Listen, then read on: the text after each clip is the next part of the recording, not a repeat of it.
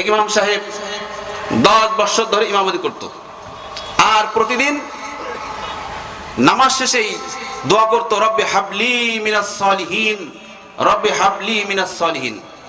এইভাবে 10 বছর ধরে ইমামতি করত আর নামাজ শেষেই এই দোয়া করত। তাই একদিন এক সালাক মুসল্লি চিন্তা করলো, কি রে হুজুর 10 বছর ধরে ইমামতি করে আর প্রতিদিন নামাজ শেষে এই দোয়া করে, আসলে এই দোয়ার অর্থটা কি? এবার ওই সালাক মুসল্লি ইমাম সাহেব হুজুরকে গিয়ে প্রশ্ন করছে, হুজুর আপনি যে প্রতিদিন এই দোয়াটা পড়েন, হুজুর এই দোয়ার মানেটা কি? এখন হুজুর বলছে যে বাবা আমি তো এই দোয়ার মানে জানি না। মুসল্লি চিন্তা করলো, কি রে 10 বছর ধরে আপনি ইমামতি করেন আর প্রতিদিন এই দোয়া করেন, অথচ আপনি এই দোয়ার মানে জানেন না। এবার ওই মুসল্লি এরকম আমাদের এই জাকির হুজুরের মতো একজন বড় হুজুরের কাছে চলে গেছে, গিয়ে বলছে যে হুজুর আমাদের বড় আলেম, আচ্ছা বলুন তো রব্বি হাবলি মিনাস সালিহিন এই দোয়ার মানেটা কি? এবার ওই বড় হুজুর বলছে, বাবা এই দোয়াটা হলো হযরত ইব্রাহিম নবীর দোয়া। এই দোয়াটার অর্থ হলো, ও আল্লাহ আপনি আমাকে একটা নেক সন্তান দান করেন। এখন এই দোয়ার মানে শিখে মুসল্লি এসেছি, এসে হুজুর কাছে গেছে, বলছে হুজুর আপনি যে 10 বছর দোয়াটা পড়েন, এই দোয়ার মানে হলো, ও আল্লাহ আপনি আমাকে একটা নেক সন্তান দান করেন। এ কথা শোনার সঙ্গে সঙ্গে এবার ইমাম সাহেব হুজুর লাফ দিয়ে উঠছে, উঠে বলছে, তাই তো 10 বছরে আমার 12টা সন্তান হয়েছে। আমার ভাই বলতে চাচ্ছিলাম যে ওই ইমাম সাহেব হুজুর কি ওই দোয়ার অর্থ জানে? সে বুঝেছে? আজকে আমাদের দেশে অনেক হুজুর বিশাল বড় সাইনবোর্ড, কিন্তু কোরআন বুঝে না। আজকে বাংলাদেশে 5 লক্ষ ইমাম আছে। এই 5 লক্ষ ইমাম যদি কোরআন গবেষণা করে কোরআনের হক কথাগুলি প্রতি জুমায় মসজিদে বলতো, আমার বিশ্বাস এই সোনার বাংলা সোনায় পরিণত হতো, ঠিক কিনা বলেন? কিন্তু ইমাম সাহেব গবেষণামূলক কথা বলে না, আর গবেষণা করলেও বিভিন্ন ভয়ের কারণে কথাগুলি জাতির সামনে বলে না, ঠিক কিনা বলেন? আসুন আমার ভাইরা কথা হবে কোরআন দিয়ে। আমি আপনাদের সামনে একটি আয়াত তেলাওয়াত করেছি, সূরাতুল জারিয়াত, কোরআনুল কারীমের 29 নম্বর পারা, 74 নম্বর সূরা, সূরার নাম হলো জারিয়াত। এই সূরা জারিয়াতের 56 নম্বর আয়াত তেলাওয়াত করেছি। এই আয়াতের আলোকে কিছু কথা বলে আমি শেষ করব ইনশাআল্লাহ। আমার তেলাওয়াত আয়াত সবাই একবার জবান খুলে পড়ি, সকলে বলেন, আউযু বিল্লাহি মিনাশ শাইতানির রাজীম, বিসমিল্লাহির রাহমানির রাহিম,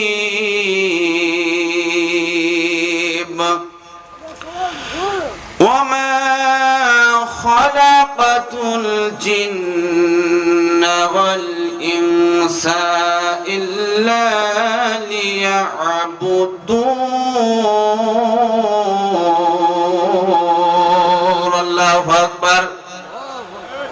আমার বন্ধুগণ, আল্লাহ রাব্বুল আলামিন বলেন, আমি শুধুমাত্র মানুষ আর জিনকে সৃষ্টি করেছি আমার ইবাদতের জন্য। ইবাদত মানে দাসত্ব করা, ইবাদত মানে আইন মানা, ইবাদত মানে গোলামি করা, ইবাদত মানে হুকুম মানা। আমার বন্ধুগণ, আল্লাহ রাব্বুল আলামিনের হুকুম না মানলে শাস্তি আছে না নাই? কথা বলেন তো, শাস্তি আছে না নাই? এই জন্যই শুরুতে একটা উদাহরণ দিতে চাই, যদি আপনাদের অনুমতি পাই দেব নাকি ভাই? আমার বন্ধুগণ, এক ছিল মালিক, এক মালিক নিয়েছে এক কামলা, এক কামলা নিয়ে ওই কামলাকে কাজ দিয়েছে। কাজটা কি জানেন? কাজটা হলো তাকে একটা গোল দাগ দিয়েছে। এবার এই মালিক ডাক দিয়ে বলছে, রে কামলা, তোমার কাজ হলো সারাক্ষণ দাগের ভিতরে ঘোরা, শর্ত হলো দাগ খিচা যাবে না আর দাগের বাইরে যাওয়া যাবে না। সারাদিন সকাল থেকে সন্ধ্যা পর্যন্ত তুমি দাগের ভিতরে ঘুরবে। সন্ধ্যা যখন হয়ে যাবে তখন আমার কাছ থেকে 1000 টাকা নিয়ে চলে যাবে। শর্ত হলের কামলা দাগ খিচা যাবে না, আর দাগের বাইরে যাওয়া যাবে না। এবার ওই কামলা দাগের ভিতরে ঘোরা শুরু করলো, ঘুরতেই আছে ঘুরতে ঘুরতে এবার একবার হসট খেয়ে দাগের উপরে পড়ে গেল। পড়ে যাওয়ার সঙ্গে সঙ্গে মালিকের দিকে তাকালো, মালিক কিছু বলে নাকি? মালিক পাশে চেয়ার নিয়ে বসেছিল, মালিক কিছুই বললো না। কামলা চিন্তা করলো, আমাকে তো দাগের উপরে পড়া নিষেধ করেছিল, আমি তো পড়লাম, মালিক তো কিছুই বললো না। তাহলে এবার কাজ করি, এবার একটা পা দাগের ভিতরে আর একটা পা দাগের বাইরে দিয়ে ঘোরা শুরু করি, দেখি মালিক কিছু বলে কিনা। এবার ওই কামলা কি করলো? এবার ওই কামলা একটা পা দাগের ভিতরে আর একটা পা দাগের বাইরে দিয়ে ঘোরা শুরু করলো, ঘুরতেছে। আর মালিককে দেখে তাকাচ্ছে, মালিক কিছু বলে নাকি? মালিক কিছুই বলে না। কামলা চিন্তা করলো, কিছুই বলে না। তাহলে এবার একটা কাজ করি, এবার দাগটা রেখে বাইরে গিয়ে ঘোরা শুরু করি। এবার এই কামলা কি করলো? দাগটা রেখে দাগের বাইরে গিয়ে দূরে গিয়ে ঘোরা শুরু করলো, ঘুরতে আছে, মালিক কিছুই বলে না। এবার সন্ধ্যা যখন হয়ে গেল, এবার ওই কামলা মালিকের কাছে চলে আসলো, সে ডাক দিয়ে বলল, ও আমার মালিক, আমারে টাকা দেন। মালিক ডাক দিয়ে বলল, কামলা তোমাকে কিসের টাকা দিব? তুমি তো আমার হুকুম মানো নাই। আমি তো তোমাকে একটা দাগ দিয়েছিলাম আর বলেছিলাম সারাক্ষণ দাগের ভিতরে ঘুরবা, দাগ খিচবা না, আর দাগের বাইরে যাবে না। কিন্তু তুমি কি করছো? একবার প্রথমবার হঠাৎ করে ঘুরতে অনিচ্ছাকৃত ভাবে দাগের ভিতরে পড়ে গেছো, আমার দিকে তাকিয়েছো, আমি কিছু বলি নাই।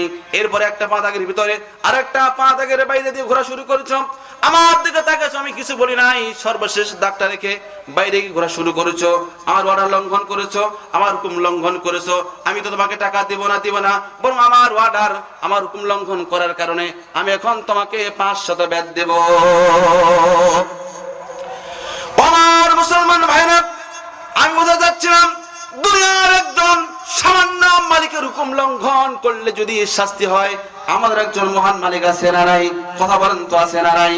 আমার বন্ধুগণ, ওই মহান মালিকের নাম কি? কথা বলেন, মহান মালিকের নাম কি?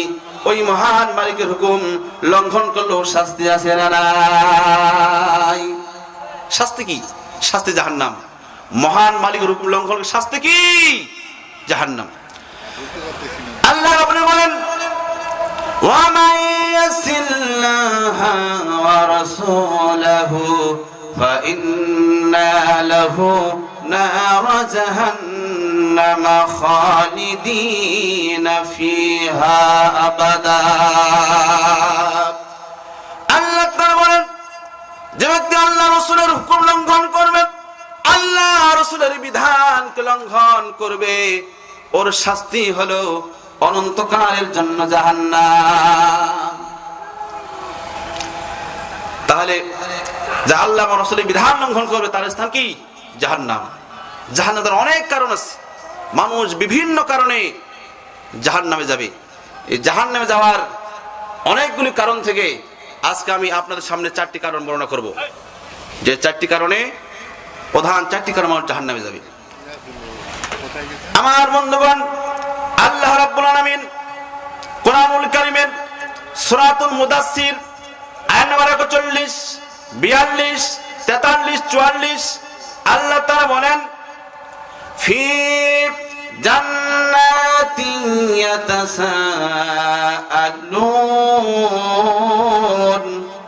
আনিল মুজরিমিন মা سلككم في سقر قالوا لم نك من المصلين ولم نك نطعم المسكين।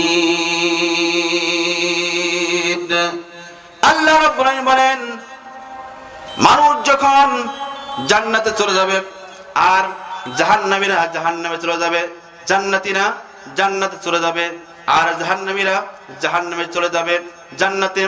আর জাহান্নামে যাওয়ার পরে হঠাৎ একদিন জান্নাতীরা জাহান্নাম পরিদর্শন করার জন্য আসবে। জাহান্নাম পরিদর্শন করতে এসে দেখবে জাহান্নামে অনেক পরিচিত মানুষ, অনেক পরিজন নেতা, অনেক আত্মীয় স্বজন, অনেক প্রতিবেশী জাহান্নামে পড়ে আছে। এবার ওই জান্নাতীরা তাদেরকে ডাক দিয়ে বলবে, মা সালাকাকুম ফি সাকার, ও আমার আত্মীয় স্বজন, ও আমার এলাকার নেতা, তোমার এই অবস্থা কেন? তুমি কেন জাহান্নামে আসলে? দুনিয়ায় কি অপরাধ করেছো? দুনিয়ায় কি অন্যায় করেছো? দুনিয়ায় কি দোষ করেছো যেই দোষের কারণে জাহান্নামে এসেছো? সেদিন ওই জাহান্নামীরা জাহান্নামে আসার 4টি কারণ বর্ণনা করবে। তারা বলবে, আমরা দুনিয়ায় 4টি অন্যায় করেছিলাম, 4টি পাপ করেছিলাম, 4টি দোষ করেছিলাম। এই 4টি অন্যায় করার কারণে, 4টি পাপ করার কারণে আজকে আমরা জাহান্নামে এসেছি। তারা তাদের জাহান্নামে আসার 1 নম্বর কারণ তারা বর্ণনা করবে, ক্বালু লাম নাকু মিনাল মুসাল্লিন, আমরা দুনিয়ায় নামাজ পড়ি নাই, নামাজ না পড়ার কারণে আজকে আমরা জাহান্নামে এসেছি। আমার ভাইরা, তাহলে জাহান্নামে আসার 1 নম্বর কারণ কি বলেন? নামাজ না পড়া। জাহান্নামে যাওয়ার 1 নম্বর কারণ কি? কথা বলেন, জাহান্নামে যাওয়ার 1 নম্বর কারণ কি? আপনি দুনিয়ায় যেই দল করেন না কেন, এটা আপনার ব্যক্তিগত ব্যাপার, কিন্তু বিশ্বাস করেন আর না করেন, আপনি যদি নামাজ না পড়েন যাওয়া লাগবে জাহান্নামে। ঠিক কিনা বলেন? আমার বন্ধুগণ, আজকে বাংলাদেশে প্রায় 18 কোটি মানুষ, 2 কোটি বাদ দেন হিন্দু বৌদ্ধ খ্রিস্টান আছে, তাহলে 16 কোটি মুসলমান। এই 16 কোটি মুসলমান নামাজ না পড়া চুরি করা চাইতো বড় পাপ, নামাজ না পড়া জেনা করা চাইতো বড় পাপ। আল্লাহর নবী হযরত মূসা আলাইহিস সালাম বসে আছেন, এমন সময় একজন মহিলা চলে আসলেন, প্রেগন্যান্ট মহিলা, পেটে বাচ্চা নিয়ে। ডাক দিবেন, আল্লাহর নবী মূসা, আমি অবৈধ সম্পর্ক করেছি, জেনা করেছি, আমার পেটে বাচ্চা এসেছে। ও আল্লাহর নবী মূসা, আপনি বলুন আমার মাপ আছে কিনা, আমার ক্ষমা আছে কিনা? আল্লাহর নবী মূসা ডাক দিয়ে বললেন, মহিলা, তুমি যে অন্যায় করেছো, তুমি যে পাপ করেছো, তোমার কোনো মাপ নাই, তোমার কোনো ক্ষমা নাই। এবার ওই মহিলা কপালে আঘাত করতেছিলেন আর যাচ্ছিলেন, এমন সময় হযরত জিবরাইল আমিন চলে আসলেন, ডাক দিয়ে বললেন, ও আল্লাহর নবী মূসা, আপনি কি জানেন এই দুনিয়ার মধ্যে সবচেয়ে নিকৃষ্ট কারা? ও আল্লাহর নবী মূসা, এই দুনিয়ার মধ্যে সবচেয়ে নিকৃষ্ট লোক তারা সুস্থ থাকার পরেও নামাজ পড়ে না যারা। ঠিক কিনা বলেন? সুস্থ থাকার পরে নামাজ পড়ে না, তারাই হলো সবচেয়ে নিকৃষ্ট মানুষ। হাদিসের মধ্যে এসেছে, আল্লাহ নবী বলছেন, মানুষ যখন ঘুমিয়ে যায় তখন শয়তান এসে তার চুলের মধ্যে 3টা গিট মারে। ফজর ওয়াক্ত যখন হয়ে যায়, আযান যখন হয়ে যায়, ইমানদাররা যখন নামাজের জন্য দাঁড়িয়ে যায়, ইমানদার মানুষ নামাজের জন্য দাঁড়ানোর সঙ্গে সঙ্গে একটা গিট খুলে যায়, আবার যখন উজু করা একটা গিট খুলে যায়, আবার যখন নামাজে দাঁড়া একটা গিট খুলে যায়। সারাদিন তাকে আর শয়তান ধোঁকা দিতে পারে না। কিন্তু যে ব্যক্তি নামাজ পড়ে না, ফজর ওয়াক্ত যখন চলে যায়, নামাজে উঠল না, হাদিসের মধ্যে এসেছে তখন শয়তান তার কানে প্রসাব করে দিয়ে চলে যায়। শয়তান প্রসাব করে দিয়ে চলে যাওয়ার কারণে তাকে আর নামাজ ভালো লাগে না, যাকাত ভালো লাগে না, হজ ভালো লাগে না, কোরআনের কথা তাকে ভালো লাগে না। ঠিক কিনা বলেন? আমার বন্ধুগণ, বুঝতে হবে আজকে কোরআনের মাহফিলে বাজারে যারা নামাজ পড়ে না, যারা বুঝতে হবে তাদের কানে শয়তান প্রসাব করে দিয়েছে। ঠিক কিনা বলেন? কথা বলেন না কেন? যারা কোরআনের মাহফিলে বাধা দেয়, কোরআনের কথা তাদের ভালো লাগে না, ইসলামের কথা তাদের ভালো লাগে না, আল্লাহর কথা তাদের ভালো লাগে না, রাসূলের কথা তাদের ভালো লাগে না, বুঝতে হবে তার কানে শয়তান প্রসাব করে দিয়েছে। ঠিক কিনা বলেন? আমার যুবক ভাইরা, সারাদিন শুধু ফেসবুক নিয়ে চ্যাটিং করো, ইউটিউব সারাদিন দেখে সময় কাটাও, নামাজ পড়ো না, কোরআনের কথা ভালো লাগে না।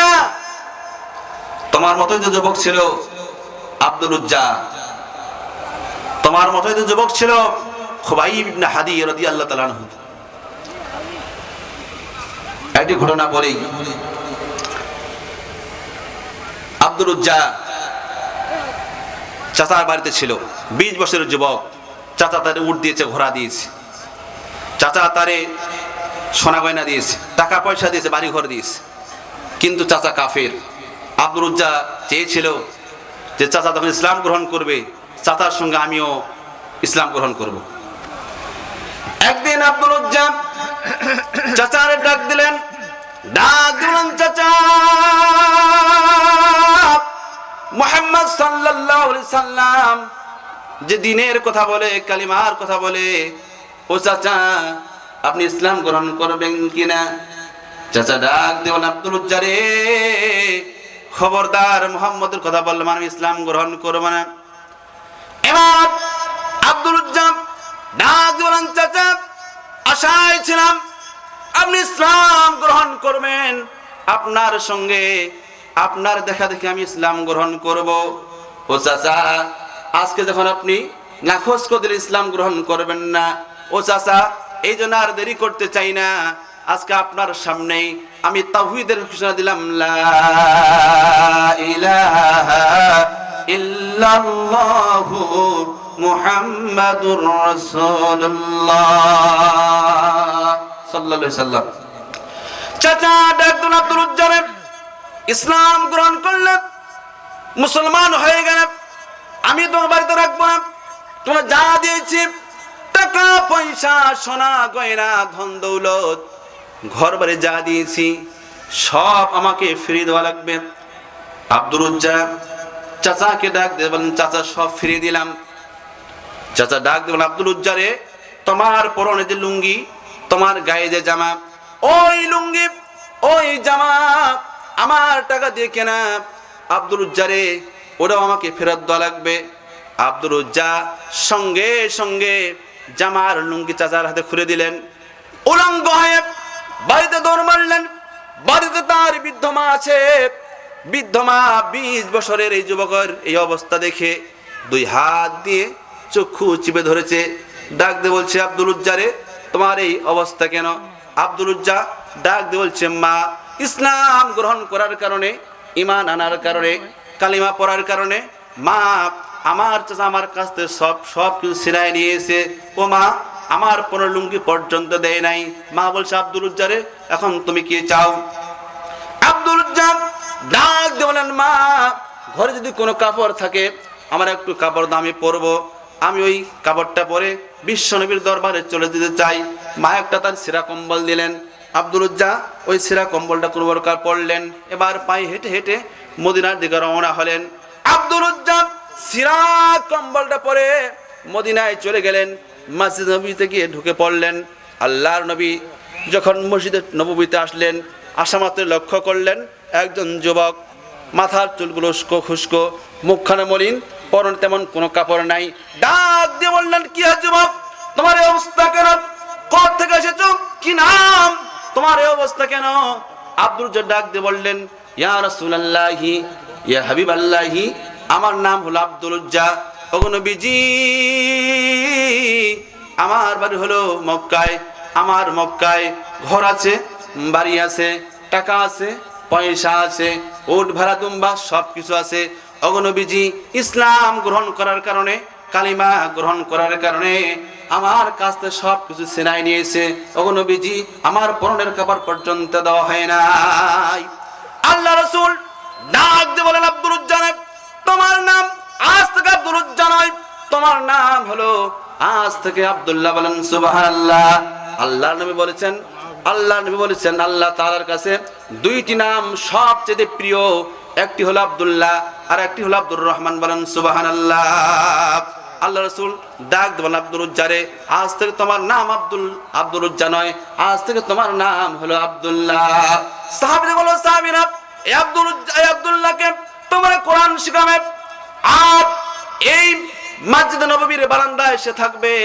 ইতিহাসের মধ্যে এসেছে ওই সময় 70 জন মানুষ মসজিদ নববীর বারান্দায় থাকতো, যাদেরকে আসহাবে সুফফা বলা হতো।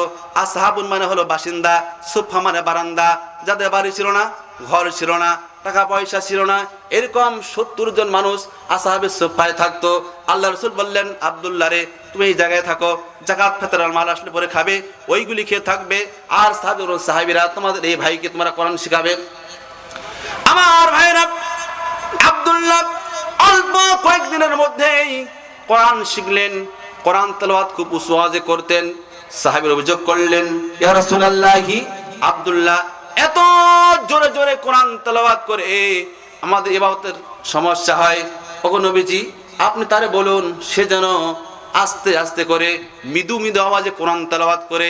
আল্লাহ রাসূল ডাক দিয়ে বলেন, সাহাবীরা খবরদার, তোমাদের ভাই আব্দুল্লাহর ব্যাপারে তোমরা কোনো অভিযোগ করবে না, কারণ তার ঈমান বড় দামি ঈমান, তার ঈমান বড় কষ্টের ঈমান।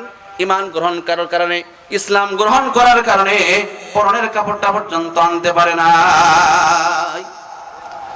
আমার ভাইরা, এর মধ্যেই তাবুকের যুদ্ধের দামামা বেজে গেল।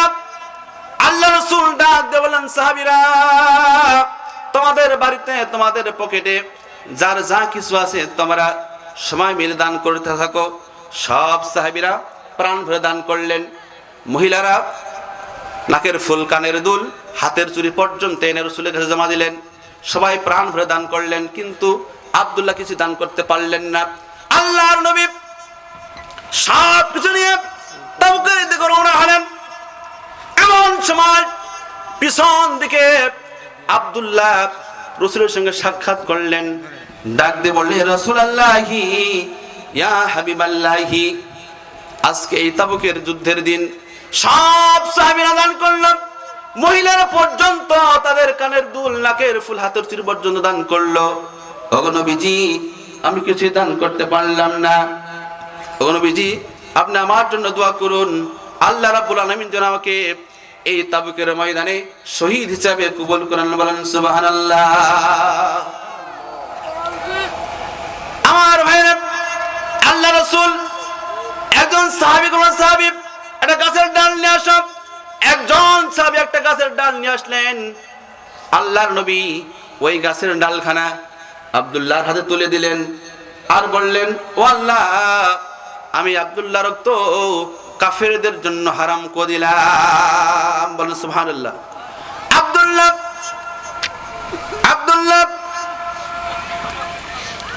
লাগ দিয়ে বললেন, ইয়া রাসূলুল্লাহি ইয়া হাবিবাল্লাহি, আশা করেছিলাম এই তাবুকের ময়দানে শহীদ হয়ে যাব। ওগো নবীজি আপনি আমার রক্তটা কাফেরদের জন্য হারাম করে দিলেন। আল্লাহ রাসূল বললেন, আব্দুল্লাহ রে, তোমার মৃত্যু যদি জরু হয়, বিছানাও হয়, আল্লাহ রাব্বুল আলামিন তোমাকে শহীদ হিসেবে কবুল করেন। বলেন সুবহানাল্লাহ। আমার বন্ধুগণ, ইতিহাসের মধ্যে এসেছে আল্লাহ নবী দীর্ঘ 20 দিন তাবুকের ময়দানে ছিলেন। এই জায়গা থাকা অবস্থায় একজন সাহাবী খবর দিলেন, ইয়া রাসূলুল্লাহি হযরত আব্দুল্লাহ মারাত্মক জ্বরে আক্রান্ত হয়ে ইন্তেকাল করেছেন। আল্লাহ রাসূল বললেন, সাহাবী যাও, আমি তার জানাজার নামাজ পড়াবো। আল্লাহর নবী আব্দুল্লাহ জানাজার নামাজ পড়ালেন। 4 জন সাহাবী তার লাশটা বহন করলেন। আল্লাহ নবী নিজে তার কবরে নামলেন, মুখখানা তার কিবলা দিকে ঘুরাই দিলেন আর বললেন, ওগো আল্লাহ এই মুহূর্ত পর্যন্ত আমি আব্দুল্লাহর প্রতি রাজি খুশি ছিলাম। ওগো আল্লাহ তুমি